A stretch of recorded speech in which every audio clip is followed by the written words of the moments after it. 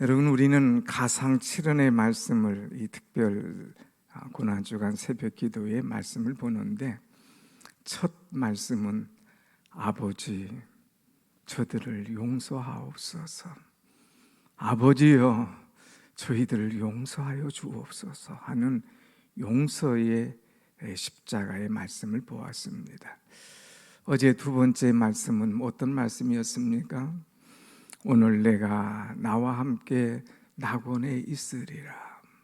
오늘 내가 나와 함께 낙원에 있으리라. 낙원, 천국에 관한 말씀, 그러면서 구원의 십자가의 말씀을 드렸습니다.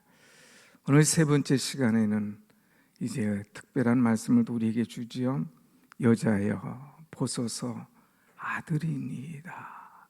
여자여 보소서 아들이니이다 하면서 사랑의 십자가의 말씀을 우리들에게 주시고 있습니다. 여러분, 예수님께서 십자가에 달리신 지 벌써 3시간이 지났습니다. 온몸에 진이 빠집니다. 숨쉬기조차 어려운 고통 속에서 주님은 세 번째 말씀을 남기시죠. 근데 이 세 번째 말씀이 좀 특별합니다. 여자여 보소서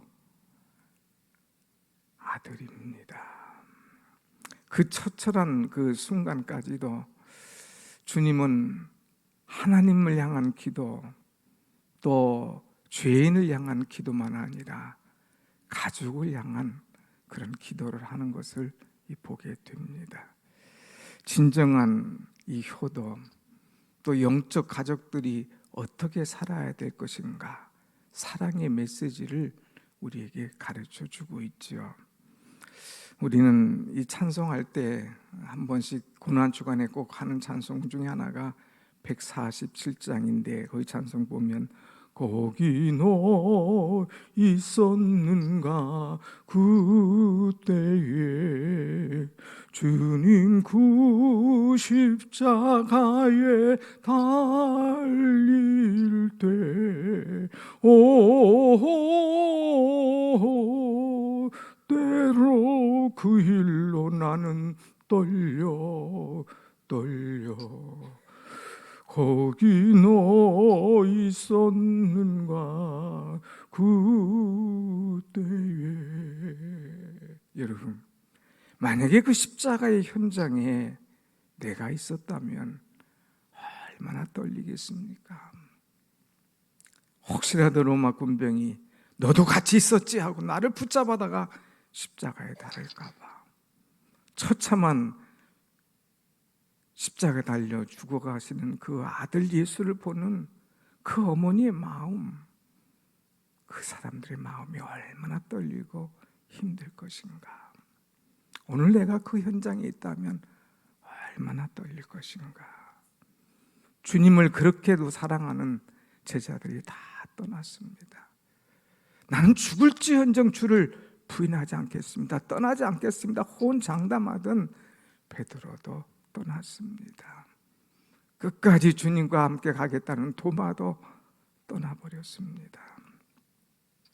예수님을 그렇게 환영했던 사람들 하나도 주변에 없었어요.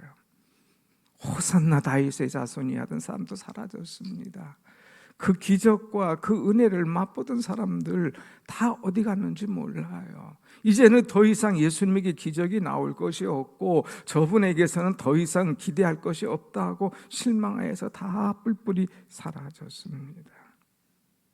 이제는 기적과 은혜와 축복이 아니라 여기 있다가는 잘못하면 큰 손해볼 것이다 하고 다 도망가 버렸죠.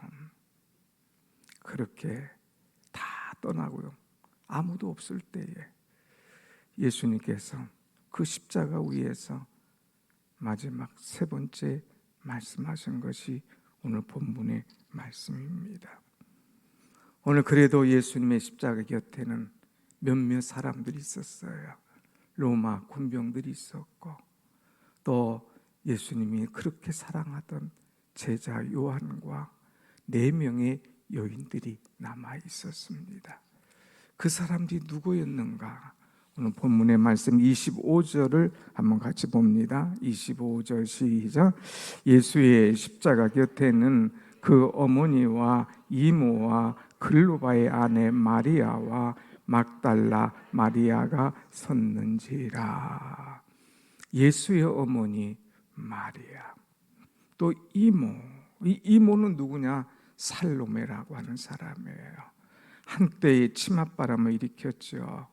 주여, 주님의 나라에 임하실 때에 내 두 아들 좌편 우편에 앉게 하여 주옵소서 부탁했던 그 이모 살로메, 또 글로바의 아내 마리아, 그리고 막달라 마리아. 이 막달라 마리아는 7 귀신인에게 사로잡혔다가 예수님으로 말미암아 고침받은 그 여인, 주님으로부터 이 고침받고 깨끗함을 받은 여인, 그 평생 주님을 사랑하고 주님을 따르는 그런 여인으로 바뀌면서 십자가 밑에까지 따라왔던 그 여인입니다. 마지막까지 주님 옆에 서 있죠. 그 중에 많은 사람들이 있지만 특별한 사람 한 사람이 있습니다. 그가 누군가? 그의 어머니 마리아와 그랬어요. 마리아. 여러분, 이 마리아는 얼마나 슬픔이 가득하겠습니까? 하나님으로 이 땅에 오셨고 자기 속에 성육신하여서 오셨지만, 그러나 정말 사랑으로 이 아들 예수와 함께 30년간 살아왔던 이 어머니가 그 아들이 처참하게 죽어가는 그 모습을 볼 때에 그 가슴은 정말 찢어질 듯한 그런 아픔, 괴로움, 힘든 모습이 아니었겠습니까? 아들이 부당하게 심판을 당하고 십자가에 죽는다는, 이제 곧 있으면 운명한다는 그 모습, 갈기갈기 찢겨진 그 몸을 볼 때에, 손에 못 박힌 것을 볼 때에, 머리에 가시관을 쓴 것을 그 볼 때에 감당할 수 없어서, 그러나 크게 소리내어 울 수도 없고 막 처참하게 막 가슴을 쥐어짜며 그 우는 그 어머니를 예수는 보았습니다. 그러면서 십자가 위에서 두 마디의 말씀을 하시죠. 하나는 이 어머니 마리아에게 하신 말씀이고, 또 하나는 사랑하는 제자 요한에게 하신 말씀입니다. 먼저 사랑하는 어머니 이 마리아를 향하여서 주신 말씀이 뭡니까? 28절 같이 봅시다. 시작. 예수께서 자기의 어머니와 사랑하는 제자가 곁에 서 있는 것을 보시고 자기 어머니에게 말씀하시되 여자여 보소서 아들이니이다 하시고, 어머니를 향하여서 여자여 보소서 아들입니다. 여자여, 이 말이 우리 한국 사람들에게는 이해가 안 돼요. 어떻게 어머니에게 여자여 이렇게 얘기하느냐. 또 오해하는 사람들은 예수님이 그렇게 몰상식한 사람이냐, 마지막 죽어가면서도 어떻게 어머니에게 말을 이렇게 함부로 할 수가 있느냐 이야기합니다. 그러나 여러분, 이 여자이라고 하는 말의 원어로 보면 귀나이라고 하는 말이에요. 이것은 최상의 존칭어입니다. 지체가 높고 아주 귀한 사람을 향하여서 하는 최고의 존칭어예요. 고대 문서를 보면 왕후에게 사용했던 이 존칭어가 바로 귀나이, 여자여 하는 단어였습니다. 유명한 로마의 황제 안토니우스가 저 유명한 애굽의 여왕 클레오파트라를 만났을 때에 귀나이, 여인이여 하는 이 극존칭어를 썼다고 하는 것입니다. 예수님은 마지막 운명하시기 전에 예수님의 이 어머니를 향하여 여자여, 당신은 최고의 여인입니다, 최고의 여인입니다 하면서 극존칭하는 이런 단어를 쓰면서 말씀하고 있습니다. 여러분, 정말 예수의 어머니 마리아는 최고의 여인이었어요. 그는 시골 출신 사람이었습니다. 그런데 갑자기 어느 날 이제 성령에 의해서 이제 아이를 너에게 줄 것이다 얘기를 합니다. 창피한 일 아닙니까? 남자와 한 번 동침한 일이 없는데 약혼했으면서 떨어져 있었는데 어찌 이런 일이 있겠는가, 잘못하면 돌 맞아 죽을 일임에도 불구하고 성령께서 말씀하셨기 때문에 그것을 꾹 참고 결론 아기를, 예수를 출산합니다.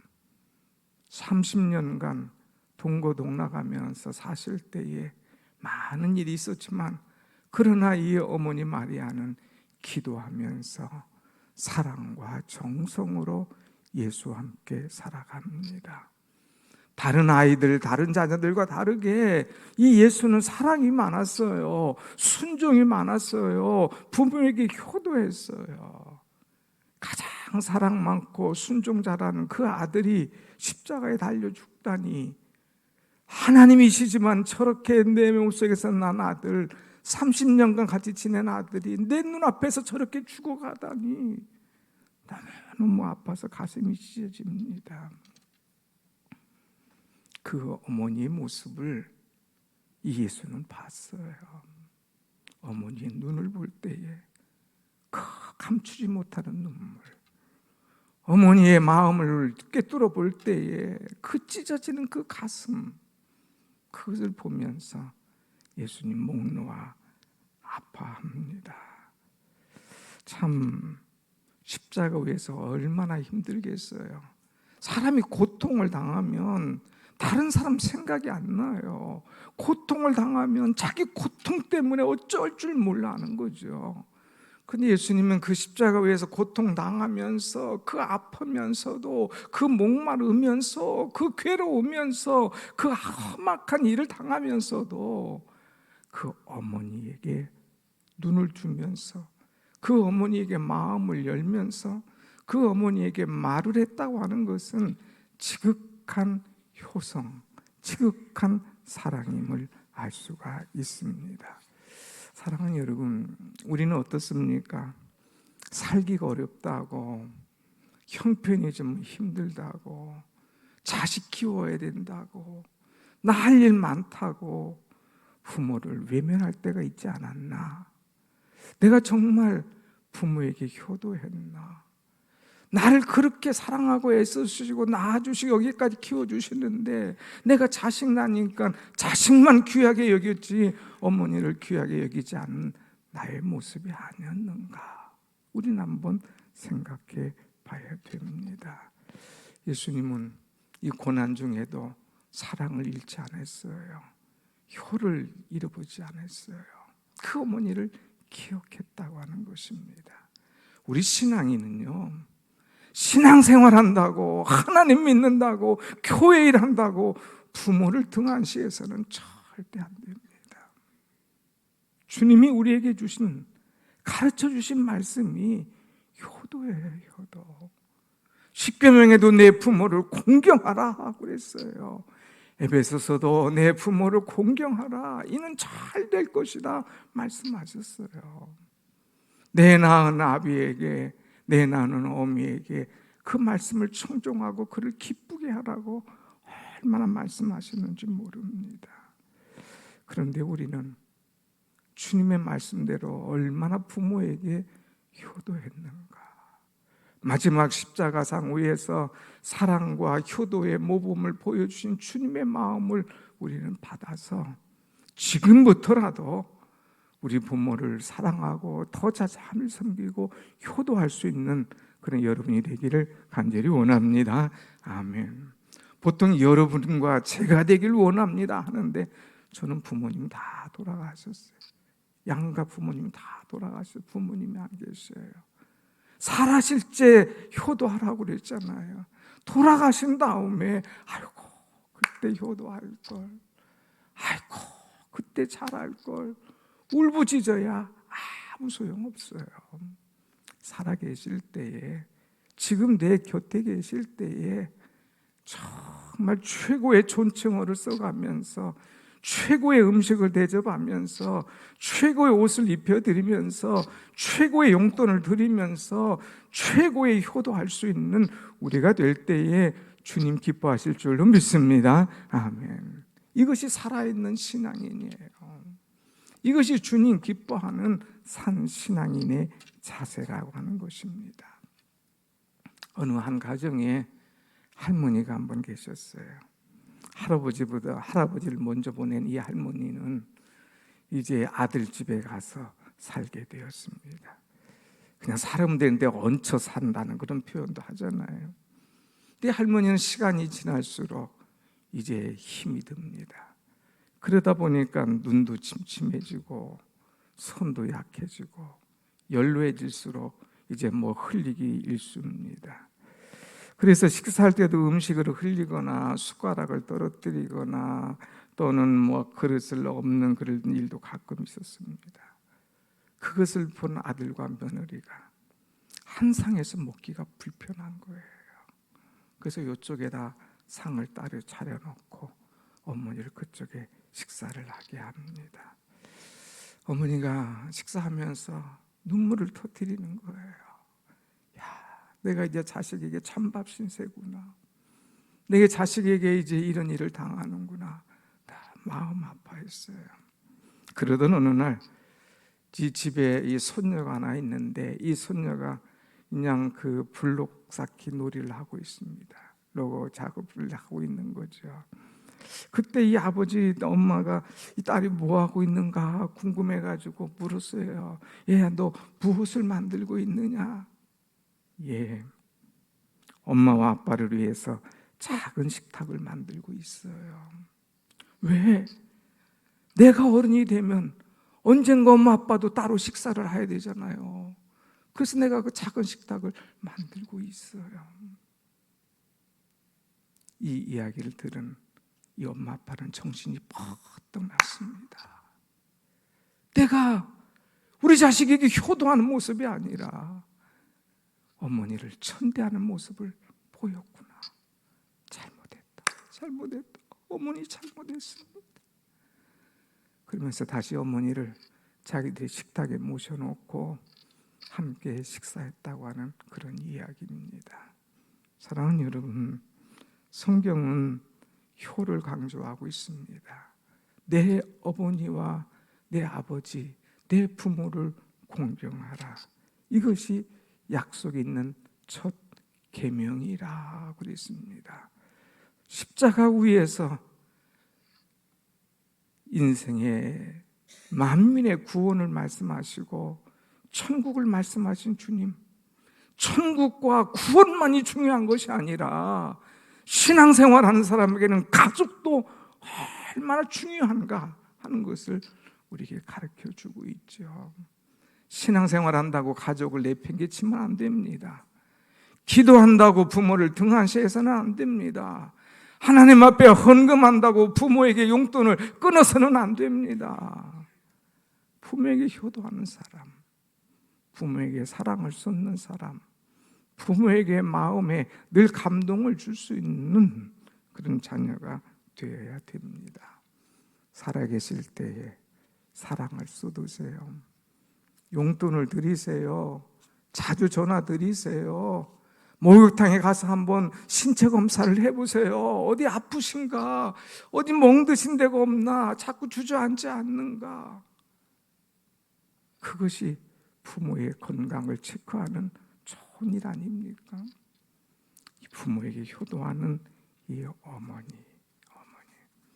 두 번째는 예수님께서 이 십자가 위에서 어머니에게 말씀하실 뿐만 아니라 자기의 제자 사도 요한에게 주신 말씀이 있어요. 그것이 뭐냐? 27절 말씀이 있죠. 27절 말씀 한번 같이 봅니다. 시작. 또 그 제자에게 이르시되 보라 내 어머니라 하신데 그때부터 그 제자가 자기 집에 모시니라. 그 제자에게 보라 내 어머니라 그랬어요. 이 제자에게 이 불쌍한 어머니 이렇게 얘기하지 않았어요. 보라 이 말이야. 내 어머니는 이제부터 내 어머니야. 이제부터는 내가 어머니로 모셔. 이제부터는 이 어머니를 내가 좀 책임져 줘 하면서 어머니를 맡기는, 어머니를 봉양하는, 어머니를 사랑하는 그 마음이 중단되지 않고 계속 이어가기를 원하는 진정한 효도하는 그 마음을 볼 수가 있습니다. 여러분, 십자가 위에서 사역을 마치시고 참 그보다 더 중요한 일이 없기 때문에 하나님 감사합니다 하고 이렇게 마칠 수도 있지만, 어머니의 그 사랑, 어머니의 마지막 순간까지 그를 지켜줄 것을 제자 요한에게 부탁하는 예수님의 마음. 우리는 여기에서 두 가지를 볼 수 있어요. 부모를 끝까지 봉양하는, 가족을 끝까지 책임지시는 주님의 마음입니다. 여러분, 이 당시에 부친 요셉은 일찌감치 죽었습니다. 어머니는 홀로 계신 거예요. 근데 그 살림이 만만치가 않습니다. 부자가 아니에요. 그 형제들도 많이 있고 누이도 있지만 다 이제 그렇게 영원히 변변치 못하는 그런 사람이었습니다. 아하, 이들에게 맡겼다가는 어머니의 가족, 이 어머니의 모든 것 부양하는 것이 쉽지 않겠다. 그 사도 요한에게 부탁을 한 거예요. 그 사도 요한은 그래도 좀 먹고 살만했어요. 그래서 그에게 부탁을 하죠. 자, 또 두 번째 이 사도 요한에게 부탁한 것은 뭘까? 친동생들에게 얼마든지 부탁할 수가 있지 않습니까? 근데 30년 같이 지내보니까 이 친동생들이 사랑이 많거나 이해심이 많거나 그러지는 못했어요. 어머니에게 대하는 거 보고, 형제들이 대하는 거 보면 불쑥불쑥하기도 하고 말도 퉁퉁거리기도 하고 또 불순종하기도 하고, 그런 걸 볼 때에 이 어머니의 이 마지막 노후가 편안하지 못할 것을 안 거예요. 그런데 가만히 보니까 제자 중에 그래도 사도 요한이 마음이 넓은 거야. 그래도 이 사도 요한은 사랑이 있는 거야. 그래도 이 사도 요한은 늘 순종하는 사람이야. 내 동생보다 이 사도 요한이 낫겠다 싶어서 예수님은 사도 요한에게 주님을 부탁을 했습니다. 그랬을 때에 이 사도 요한은 어땠습니까? 오늘 말씀 뒤에 보면 이제 내 어머니라 그러면서 맡길 때에 다 같이 한번 읽어봅시다. 시작. 그때부터 그 제자가 자기 집에 모시니라. 그때부터, 그날부터, 그 시간부터 이 어머니를 자기 집에 모셨어요. 어머니 하면서 얼마나 극진스럽게 모셨겠습니까? 심지어는 어떤 성경 해석가는 이 어머니가 아들의 마지막 운명하는 모습을 보지 못하도록 바로 집으로 모셔가서 어머니를 모셨다고 하는 그런 이야기도 있습니다. 요한은 주님의 말씀에 순종한 사랑의 제자예요. 요한 하면 어떤 사람입니까? 사랑의 제자. 스스로도 하나님의 사랑을 받은 요한이라 이렇게 표현을 하게 됩니다. 요한은 주님의 사랑을 흠뻑 받았습니다. 사랑을 받은 자만이 사랑을 표현할 줄 아는 거예요. 사랑은 여러분, 신앙생활하면서 하나님의 사랑을 마음껏 체험하기를 축원합니다. 아멘. 그래서 내가 받은 이 하나님의 사랑을 마음껏 나눠줄 수 있는 사랑의 사도가 되어야 된다고 하는 것이죠. 그래서 이 사도 요한은 사랑의 사도가 된 거예요. 요한복음 말씀 봐도, 요한 1, 2서 말씀 봐도 전부 다 그 주제가 사랑이에요. 사랑. 왜? 사랑의 사도였기 때문에. 예수님은 아신 거예요. 이 사람, 이 제자가 사랑의 사람임을 알 거예요. 그래서 이 사랑의 십자가에서 주님도 효도하며 사랑을 표현하고 마지막 사랑의 이 사도, 이 제자 요한에게 주님을 맡기시는 모습을 볼 수가 있습니다. 여러분, 오늘 우리는 이 말씀을 보면서 그저 예수님께서 어머니에게, 그저 예수님께서 사도 요한에게 하신 말씀으로만 받지 마십시오. 이 말씀은 오늘 우리에게 주신 말씀이에요. 내 어머니, 내 사랑하는 형제 자매, 이들을 우리가 어떻게 대할 것인가? 여러분, 여러분의 어머니가 누구십니까? 우리 어머니 돌아가셨다니까요. 우리 어머니 저 멀리 계시다니까요. 그렇게 말할 겁니까? 그게 아니에요. 예수님이 처음 천국 복음을 전하시고 병자를 고치시고 기적을 행하시고 놀라운 사역을 하실 때에 그냥 예수님의 어머니가 다급해졌어요. 왜? 소문이 나는 거예요. 예수가 귀신 들렸다. 이 예수가 제정신이 아니다. 이거 예수가 이거 미쳤다. 막 얘기하는 거예요. 그래가지고 큰일 났다. 예수를 데리고 오자. 그래서 올라갑니다. 자기 아들들을 누이를 시켜서 예수를 데리고 오게 합니다. 그런데 거기에 막 사람들에게 둘러싸여서 예수님이 말씀을 갖드시는 거예요. 그때 가서 얘야 예수야 어머니가 너 찾아. 빨리 집으로 가. 어머니가 걱정하셔. 집에 가자 얘기합니다. 그때 예수께서 하신 유명한 말씀이 어떤 말씀인 줄 압니까? 마가복음 3장 33절 같이 읽어봅시다. 시작. 대답하시되 누가 내 어머니며 동생들이냐 하시고, 누가 내 어머니며 내 동생들이냐. 35절 다 같이 시작. 누구든지 하나님의 뜻대로 행하는 자가 내 형제요 자매요 어머니이다. 예수님은 넘어섰어요. 내 알을 먹여주시고 나를 키워주신 그분만 내 어머니가 아니라, 내가 한 집안에서 사는 형제 자매만 내 형제 자매가 아니라 하나님의 뜻대로 하는 사람, 그 사람이 내 형제요 내 자매요 내 어머니라 이렇게 말했어요. 사랑하는 여러분, 우리가 교회를 뭐라고 얘기합니까? 사랑의 공동체라고 얘기하지 않습니까? 우리는 전혀 모르는 사람끼리 여기서 못 만났어요. 그리고 한 형제 자매가 됐어요. 무엇으로? 예수 그리스도의 보혈의 피로 형제 자매가 된 줄로 믿습니다. 아멘. 그러면 형제 자매가 됐다면 하나님의 뜻대로 행해야 되지 않겠습니까?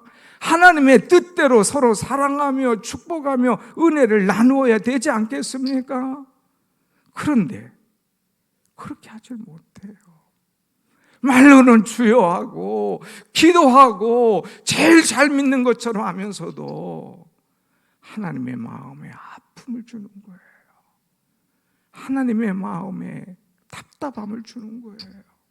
왜? 우리의 실수 때문에. 또 그렇게 믿었는데도 아직도 그 모양이냐? 또 그렇게 직분 받았는데도 아직도 거기밖에 안 되느냐? 바꿔, 이 녀석아. 바꿔. 내 자세 좀, 신앙의 자세 좀 바꿔. 내 말솜씨 좀 바꿔. 사랑해. 사랑으로 사람의 마음을 녹여줘. 말로 시험 들고 힘들어하는 사람을 어루만져줘. 그런데 왜 내 말 때문에 사람이 시험 들고, 그 말 때문에 대못을 받고, 그 말 때문에 사람의 가슴을 다 찢어놓니? 내가 바꿔야 돼. 주님은 우리에게 말씀하고 있지 않습니까? 사랑하는 여러분, 예수님은 십자가 위에서 어머니, 아들입니다 말씀하십니다. 사랑의 표현 아닙니까? 사도 요한에게 보라 내 어머니라, 정말 맡기는 것 아닙니까? 주님은 우리에게 이 어머니와 형제 자매를 주셨어요. 여러분, 어머니 멀리서 찾을 것만 아니라 이 사랑의 공동체인 교회 안에서 보세요. 연로하신 어른이 있으면 내 어머니로, 밝고 밝은 형제요 자매가 있으면 내 형제요 자매로 사랑의 마음을 가지세요. 어떻게 어머니에게 공손하지 않을 수가 있겠습니까? 어떻게 어머니에게 함부로 할 수 있습니까? 어떻게 형제에게 말을 막 그냥 빗대겠습니까? 어떻게 자매를 그렇게 힘들게 하겠습니까? 아니에요. 다 내 가족이에요. 주 안에서 형제예요, 자매예요, 어머니. 그래서 하나님의 뜻을 행할 수 있는 그런 사람이 되라고 우리를 불러주시지 않았습니까?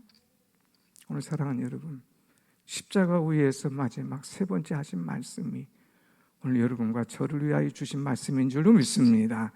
더 효도합시다. 단순히 모여서 예배드리고, 단순히 모여서 여러분의 소원을 드리고, 단순히 모여서 성경 공부만 하는 교회가 아니에요. 주님의 사랑을 실천하는 곳이 바로 진정한 교회다는 거예요. 나보다 연로하신 어르신 오면 먼저 고개 숙이세요. 먼저 엘리베이터 타도록 하세요. 먼저 자리에 앉혀드리세요. 사랑하는 형제 자매 보면 먼저 칭찬해 주세요. 먼저 감사하다 가세요. 당신 때문에 우리 교회가 산다고 인정해 주세요. 내 말 때문에 가슴에 못 박지 말고, 내 말 때문에 시험 들어 딴 길로 가지 않도록 항상 주의 사랑을 실천하는 우리가 되기를 간절히 원합니다. 아멘. 기도하십시다.